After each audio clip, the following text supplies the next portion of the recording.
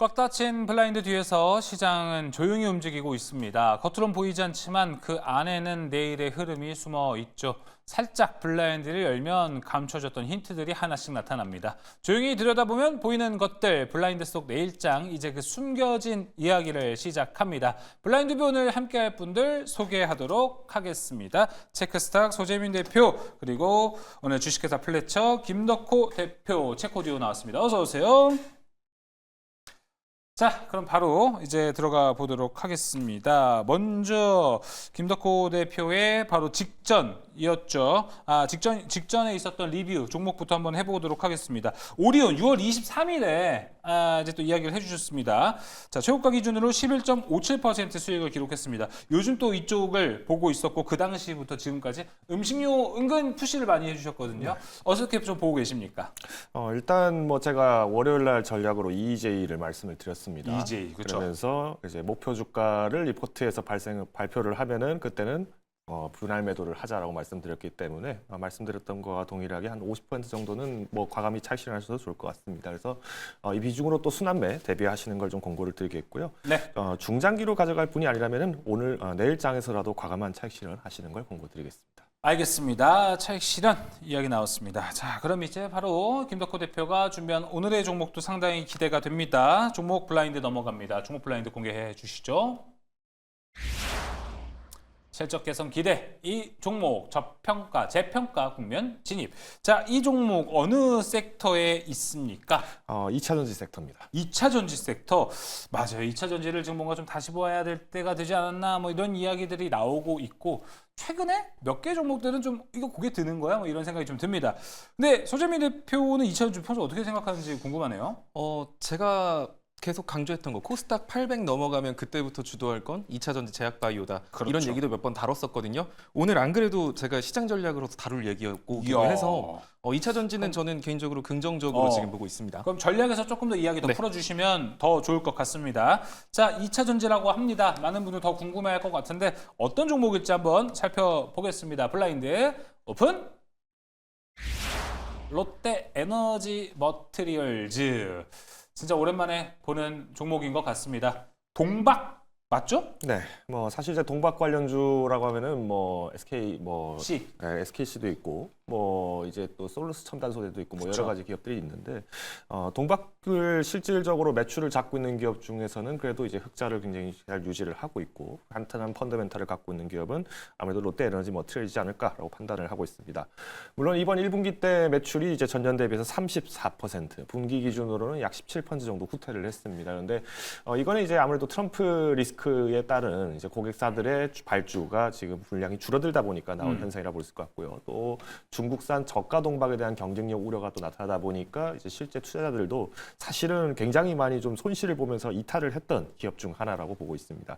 그런데 이번 이제 IRA 개정 내용을 보신 분들은 아시겠습니다만은 AMPC도 이제 기존의 조기 종결을 하겠다는 내용을 원상 복구를 하겠다. 그래서 원상 유지를 하겠다는 내용과 함께 지금 중국산 제품에 대해서의 제재를 더 강화하고 그리고 모니터링을 강화하겠다라는 발표가 나왔기 때문에 오히려 북미향 완성체 업체들의 OEM 기업들 그리고 이제 고객사들의 JV향에 대해서는 마찬가지로 충분히 매출을 만들 수 있는 기회가 남아 있다라는 것이 특징입니다. 또 최근에 제가 뭐 시장의 전략 중에서는 또 겹테마가 굉장히 또 긍정적일 거다라는 말씀을 많이 드렸는데 이번에 두산그룹의 지금 실적 중에서 전자 부문, 특히 두산전자가 실적이 굉장히 좋다고 나왔어요. 그 원인이 AI 가속기향 CCL, 그러니까 이제 동박 적층판 매출이 좋아지면서 1조 매출을 최초 달성했다는 얘기가 나왔는데 이 동박 매출을 만들기 위해서 지금 납품을 하고 있는 기업이 바로 롯데에너지 머티리얼즈입니다. 그래서 저는 이번 AI 가속기향 HVLP 4세대 초극 저조도의 동박 실적이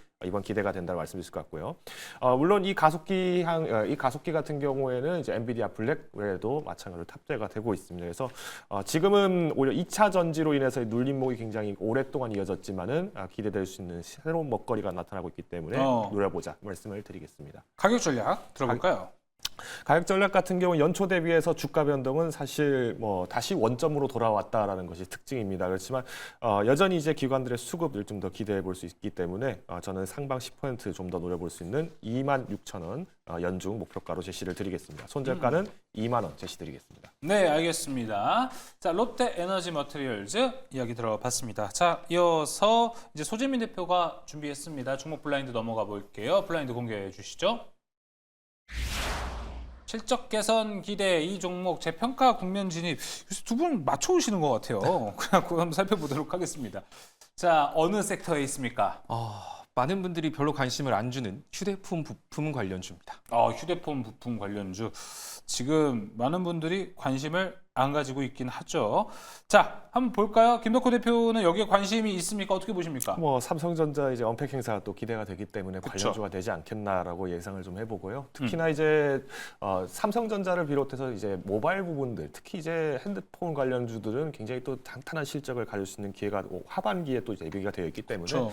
충분히 한번 매력적인 종목이 나올 것이라 판단을 하고 있습니다. 얼마 전에 힌지 갖고 그렇죠. 그렇죠. 자, 보겠습니다. 자, 그러면은 이제 소재민 대표가 준비했습니다. 어떤 종목일지 한번 확인해 볼게요. 블라인드 오픈. MC넥스.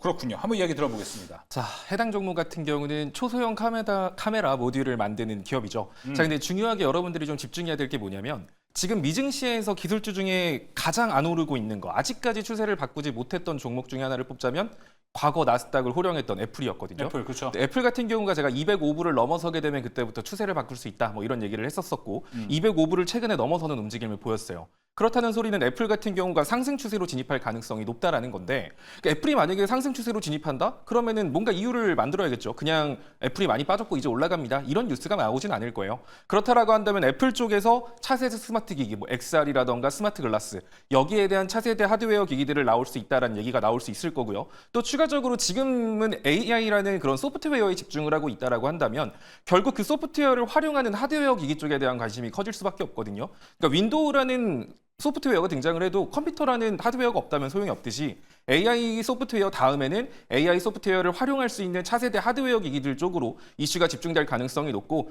삼성전자 같은 경우도 마찬가지로 이런 XR 기기들에 대해서 좀 진심입니다. 그렇기 때문에 MCX 같은 경우 초소형 카메라 모듈 같은 경우는 XR 기기에도 활용이 되고 또 스마트 글라스 얘기 이제 슬슬 나오기 시작할 거거든요. 이쪽에도 포함될 수 있는 종목이기 때문에 여러분들이 눈여겨보시면 좋을 것 같습니다. 게다가 이런 초소형 카메라 모듈 같은 경우는 단순히 뭐 스마트폰에만 활용되는 게 아니라 로봇이라든지 자율주행 차량이라든지 이런 쪽 다방면으로 활용이 될 수 있고, MC넥스는 지금 2022년도 대비 현재 영업이익이 6배 가까이 올라갔거든요. 순이익은 2배 넘게 올라갔습니다. 그럼에도 불구하고 2022년 대비해서 주가 수준은 반 토막도 더 되거든요. 한 30%, 70% 가까이 빠져 있는 상태예요.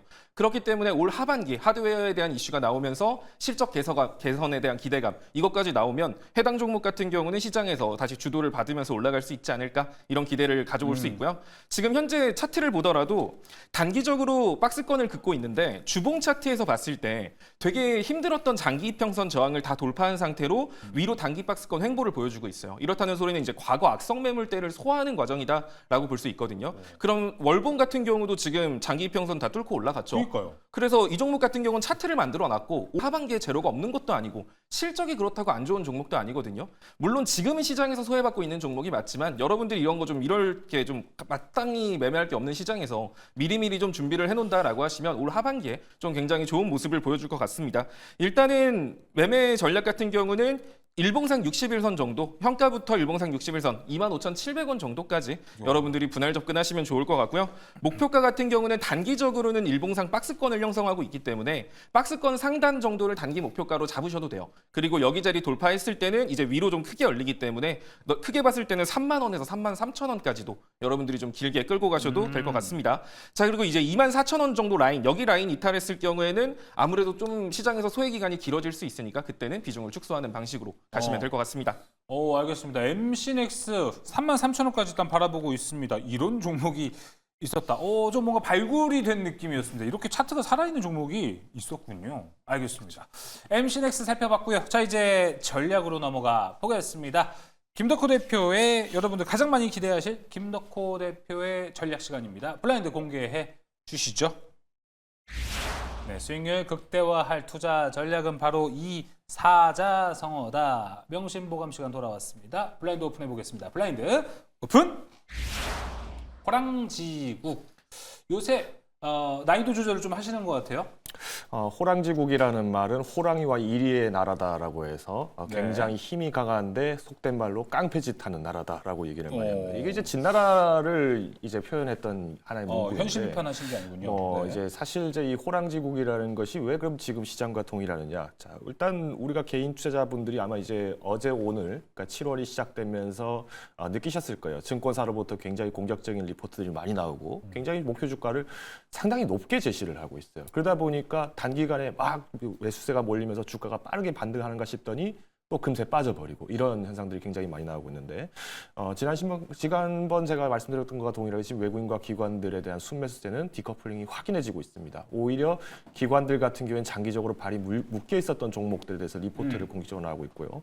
또 최근에는 이제 정책발 이슈에 대해서 사실 장기 전망을 제시한다라기보다는 거의 단발성, 촉발성으로 나오는 흔히 이른바 돈 놓고 돈 먹는 돈놀이식 리포트를 좀 발매하는 경우도 많이 있습니다. 네. 대표적인 경우가 뭐 카카오페이 같은 경우에 모 증권사에서 5월 8일 날 38,000원 제시했던 게 6월 25일 날 13만 원 제시하고 그렇군요. 이런 현상들이 굉장히 비일비재하고 있는데 오히려 수익화를 극대화할 때는 이것을 역용해야 된다라고 말씀을 드리겠습니다. 오히려 저평가 그리고 이제 기관 수급이 오랫동안 묶여있던 종목들을 단기적으로 조금 매매를 하시면서 이슈가 나왔을 때 과감한 차익 실현하는 전략을 취하시는 걸 공고를 드리겠습니다. 호랑지국 얘기 들어봤습니다. 자, 이어서 소재민 대표가 준비한 전략으로 넘어가 보겠습니다. 블라인드 공개해 주시죠. 시장 주도주를 포착할 투자 전략. 이거 중요하죠. 지금 주도주 누가 될지 궁금합니다. 과연 무엇일지 블라인드 오픈. 코스닥 800. 아까 이제 2차 전지 이야기를 슬쩍 해주셨거든요. 들어보겠습니다. 자, 일단은 내일 상법 개정안이 본회의를 통과된다라고 했을 때 많은 분들이 기대하는 게 뭐 지주사 우량주 더 가지 않을까 이런 생각들을 하실 텐데 저 같은 경우는 이미 예정됐던 이슈가 나왔기 때문에 단기적으로는 제로 소멸로 오히려 최근에 코스피랑 코스닥하고 갭 차이가 많이 났던 이유가 이러한 상법 개정안 때문에 지주사랑 우량주 쪽으로 자금이 과하게 쏠렸기 때문이거든요. 그러니까 오히려 이 상법 개정안 이슈 이후 저는 지주사랑 우량주 쪽이 단기적으로는 좋은 모습을 보여주기보다는 횡보 또는 차익 실현 매물로 인해서 자금이 빠져나온다. 그렇다라고 하면 지금 코스피, 코스닥 키를 안 맞춰져 있는 상태죠. 그러면 코스닥 쪽으로 자금이 유입될 가능성이 굉장히 높고 그렇다라고 하면 코스닥 지수가 올라간다. 2차 전지 제약바이오 빼놓을 수가 없거든요. 그런 관점에서 오늘 2차 전지 시장 빠질 때도 버텼고 코스닥 지수 제약바이오 섹터도 나름 강세를 보인 이유 중에 하나라고 저는 보고 있습니다. 자, 코스닥이 800포인트를 넘어가는 순간부터는 위로 매물대가 거의 없어요. 그렇다면 그때부터 본격적으로 코스닥이 상승할 수 있다라는 거고 그러면 우리가 파악해야 될 건 코스닥이 800포인트 넘어갈 때 제약바이오로 넘기는지 2차 전지로 넘기는지 이거를 확인해서 코스닥 800포인트를 넘어가는 날 여러분들이 봤을 때 오늘 제약바이오로 넘겼네? 그러면 당분간 코스닥과 코스피를 키 맞출 때 제약바이오 섹터를 이용할 가능성이 높다라는 거 생각해 두시면 좋을 것 같고요. 또 이제 미국의 생물보안법이라던가 이런 이슈들도 이제 하반기에 추가적으로 나올 가능성이 높기 때문에 CDMO, 위탁개발 생산 관련주들 제약바이오 섹터 여러분들이 좀 눈여겨보시면 좋을 것 같습니다. 2차 전지 같은 경우도 800포인트 넘어가서부터 본격적인 시세가 나올 수 있고 시장의 주도 섹터는 아니어도 코스닥, 코스피 키 맞추는 과정에서 반드시 따라 움직일 섹터거든요. 그래서 여러분들이 지금 현 시점에서 움직이는 종목들을 접근하기보다는 이런 식으로 코스닥 800 넘어가는 시점에서 뭘 사야 될지 이런 걸 미리 생각하시면 좋을 것 같아요. 최근에 얘기해 주셨던 거 좀 연결되는 것 같아요. 순환매 이야기해 주셨고 코스닥 800 이야기했고 지금 일단은 뭐 상법 개정 이후에 코스닥의 강세 이야기 좀 나오고 있습니다. 여러분 투자 전략으로 잘 참고해 보시면 좋을 것 같습니다. 네, 오늘 블라인드 뷰는 여기서 마무리하겠습니다. 소재미 대표, 김덕호 대표 함께했습니다. 오늘 말씀 고맙습니다.